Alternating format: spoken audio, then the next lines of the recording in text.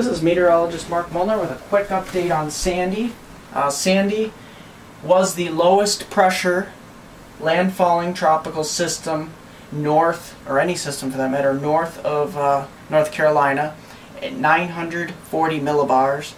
It also caused a surge in New York City that was greater than any other surge recorded, 13.88 feet. Rivals Hurricane Donna's 1960 record of 10 feet, and also the 1921 hurricane.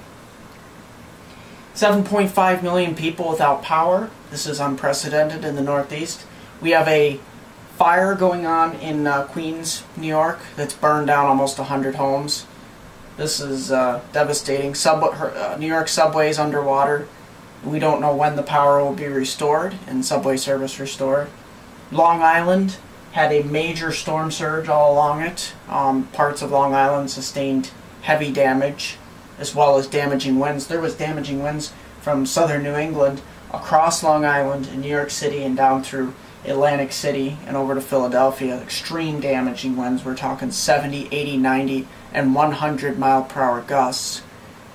This storm continues to move inland here. It's 987 millibars. It's located just northeast of Pittsburgh, or northwest of, just west of Altoona.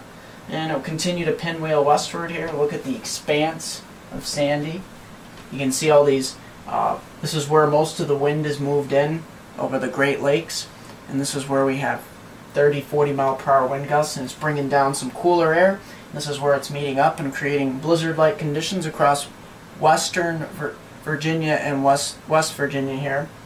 And we've had reports of upwards of 2 to 3 feet of snow, especially in the higher elevations here above 2,400 feet. And this system will continue to pinwheel west-northwest until it starts to curve towards Lake Erie, but by that time it'll be very weak. It's still very formidable, though. You can see it looks like an inland hurricane is what it looks like. And along the southeastern New England coast here, we have more showers heading inland, unfortunately, but the wind speeds are fairly low with these, so that's good news.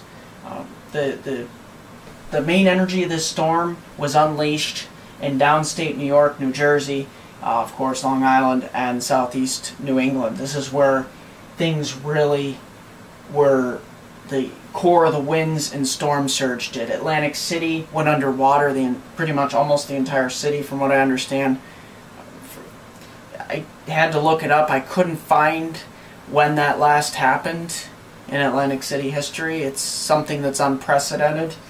And of course, we've never had a system really come in at the New Jersey coast from this angle. It's like one of the worst possible scenarios from Atlantic City up to New York City and over to Providence, Rhode Island. We had damaging winds, Islip, New York. We had winds in the 90 mile-per-hour range. Of course, over to Jersey City, 90 miles per hour. New York City had winds of 80 some miles per hour. This is quite a storm, and it continues to move inland here. And it was supposed to be stronger inland here as well, but Sandy really picked up speed yesterday, and that actually saved a lot of inland areas from getting some of the prolonged damaging wind and flooding threat. So this was really good news that it minimized all of these facts. And let's take a look at the Pacific Northwest here. This is where we're going to get upwards of 4 to 6 inches of rain. The Cascades could get up to 2 feet of snow, so watch out for that. We do have a rest of the United States here to look after, but thankfully it's fairly quiet, been very quiet. This is where the big show has been, here in the Northeast. And so, as far as we know, there's many photos. I've been posting photos out on MeteoMark on Facebook. You can look at those. We're going to continue to post damage videos, and I'll have more videos here in the coming days of damage photos. And it's devastating what's been going on. The damage toll could be well above 25 billion. We don't expect it to exceed Hurricane Katrina's damage, but we could be looking, I'm going to guess, on the order of close to $50 billion by the time all this is said and done.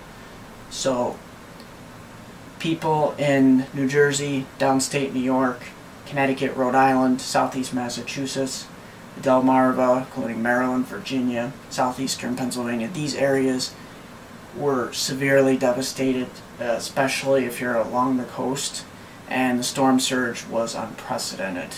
Areas that had never seen it before were suddenly seeing it. In Queens, New York, we have that fire. It's burned down almost 100 homes. This is the list goes on and on. There's so many things that I simply would need a 2 or 3 hour long video just to cover all of the aspects. So that's why in the coming days I'm going to continue to, as I find more facts out, pass those along to you. I encourage you to like me on Facebook at MeteoMark, and don't forget to visit my website at www.meteomark.com. And also, you can subscribe to us on YouTube. We post about 1 to 2 videos per day.